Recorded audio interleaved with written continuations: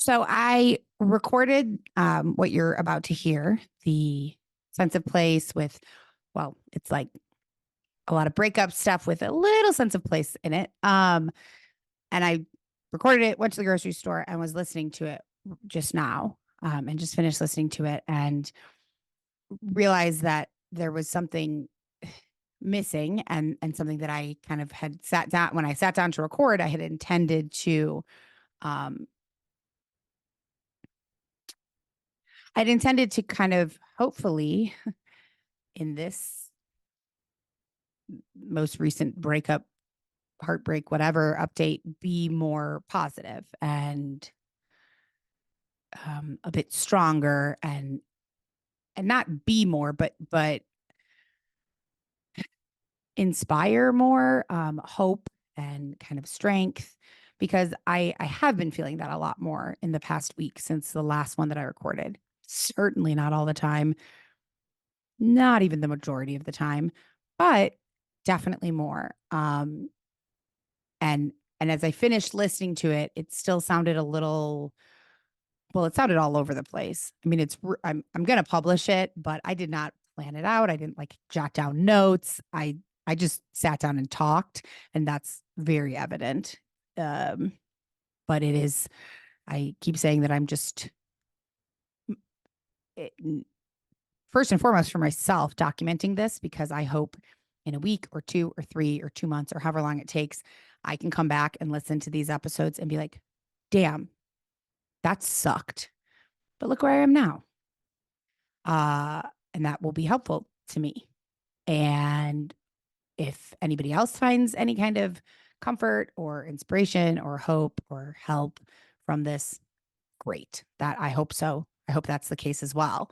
Um, so, so that's why I'm going to publish it, because I'm trying. I want to be authentic, and pre-scripting my emotions doesn't feel super authentic. Unfortunately for you, because then you have to listen to me just all over the place. Um, but I realized that I did get a little bit caught up in my head while I was talking in this, what you're about to hear.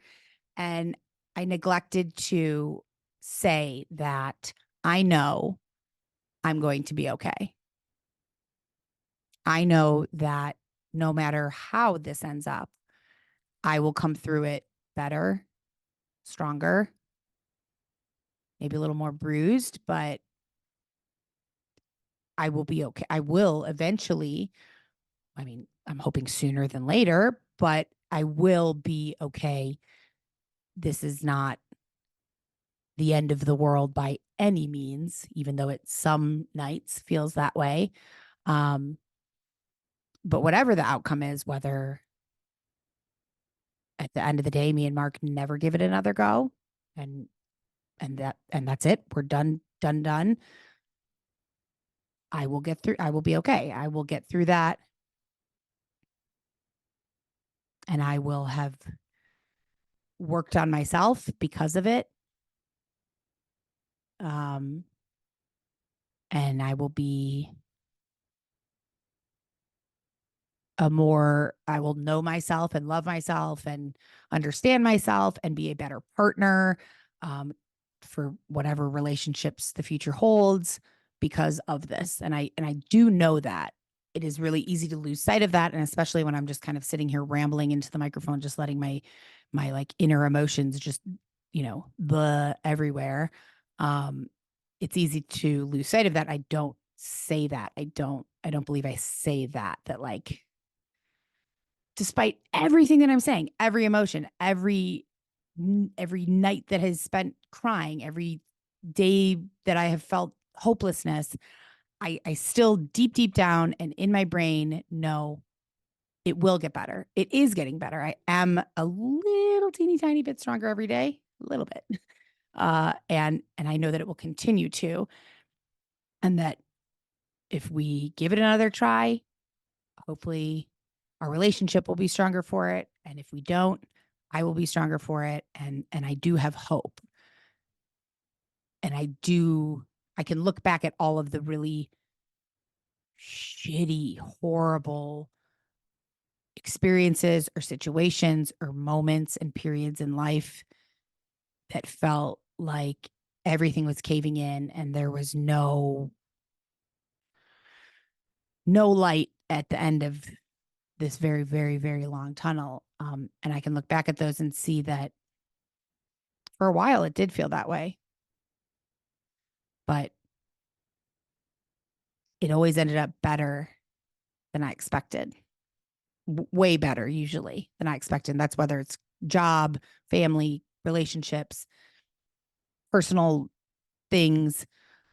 So I know that, and I want to make sure to go into this episode because now we are several weeks into this breakup. So I can't continue to just like snivel and cry into the microphone without trying to move forward and trying to grow and gain some strength from this. And I have. So even though that's not super evident, that's why I wanted to record this after the fact, put it at the top of the episode. And now I'm just talking myself in circles. So I will shut up and let you get to what I recorded earlier. But yeah, I know it isn't always going to feel this way. And it may be fairly annoying that I've chosen to kind of go through this so publicly, but I have. And I almost just said sorry, but I'm not going to apologize for that because I am working on not apologizing so much. This is helping me. And this is how I'm coping and dealing and processing. And I'm going to continue doing it in addition to the true crime. Don't worry. But yes, I do have hope. It felt like that was going to be way more of an impactful moment in my head than I think it came out, but there we are. So, okay. Now we're going to go backwards and hear what I recorded earlier, including a sense of place. But the sense of place doesn't happen until about 40 minutes in. So if you are dying to know about Houston, is the sense of place for today and for tomorrow's episode, fast forward. Yeah. Okay.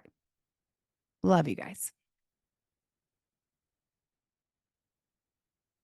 Okay. Hello. Uh, it's me, Margot. I am, oh, I have gum in my mouth. That has got to go. I am recording the next episode. Well, I'm recording the bonus episode, which is going to be the sense of place. Of course, now is the time. If you're watching this on YouTube, you can see Indiana right here playing and fighting with the cat under the coffee table. And she's been quiet for the past 45 minutes while I've been kind of prepping this. And now she's decided to start whining. So I am no magician when it comes to audio editing, so I can't get that out. I will try, but please excuse her whining if you hear it. Yeah. So trying to get back into our kind of regular format. And by that, I mean on Mondays, putting out the bonus episode, which right now, I know it's been weeks since we introduced this, but on Mondays, we were going to start doing kind of sense of place and just general chit chat so that it gave us an opportunity to kind of talk with each other, myself and Jenna, banter, also do the sense of place. And then for people who didn't care for the banter or didn't give a shit about like fun facts about these different locations in the Southwest, they could just skip Monday. And on Tuesday, we jump right into the actual murder story. So I'm doing this one alone this week, and I'll talk about that in a minute. But I am Indiana's so distracting me right now. But I'm at least, so we're not totally back to normal, but I am trying to move in that direction.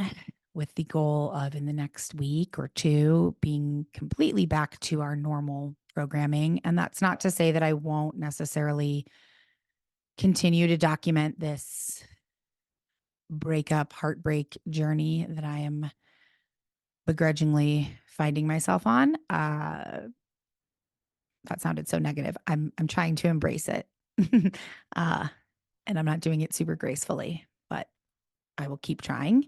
And so I very well may continue to do, little episodes or bonus episodes that are nothing to do with true crime and put those out in the podcast feed. But um, those will just be for whoever's enjoying them, and everyone else can continue to focus on the true crime. So that being said, I want to say right at the top for anyone listening again who is super sick of hearing about my breakup and watching me emotionally cry into my Instagram camera, or, cry into my phone on Instagram, or vomit emotionally into this podcast microphone. I am going to do a sense of place and kind of give a teaser for tomorrow's episode. Uh, but first, I'm going to talk about my breakup and myself and where I'm at, because some people, a good amount of people, have been following this experience with me and reached out and been supportive and encouraging and words of wisdom and all of that wonderful stuff. And also, selfishly, like I've said before, it is helping me.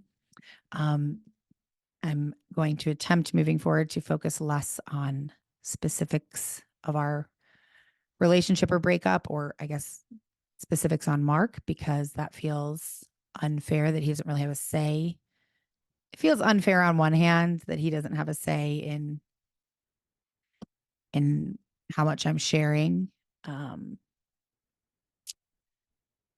on the other hand, I would never badmouth him. I'm not sharing intimate details about him. And he broke up with me. So part of me kind of feels like this is how I'm processing and dealing with it. Too bad for you. But then the people pleaser part of me, and the part of me that I was going to say the part of me that still loves him, which is all of me, doesn't want to disrespect him, upset him, or things like that. You're going to hear me struggling because I'm really trying to change the way I talk about this and talk about myself, and hoping that if I do that long enough and often enough, I will start believing the things that I'm saying, and they will become like actually how I feel rather than just what I'm saying.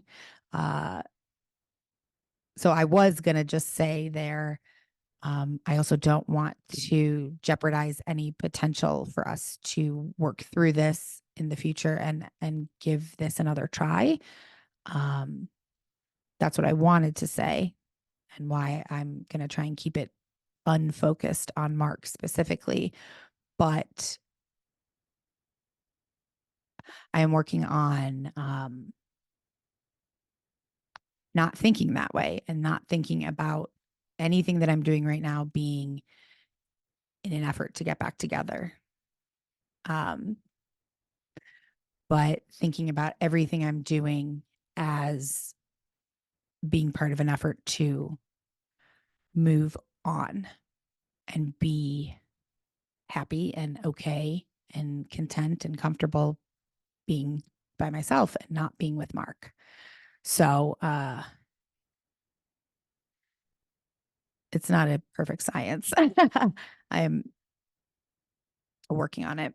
And I don't really remember what I think the last kind of heartbreak or anatomy of a breakup episode I put out was about. I titled it "The Story of Us," and I talked about kind of what um, how we came to be dating, and what kind of a part of my life and my family's life he's been over the years and things like that. And today I'm going to try to, well, just honestly talk about how I've been doing, and then also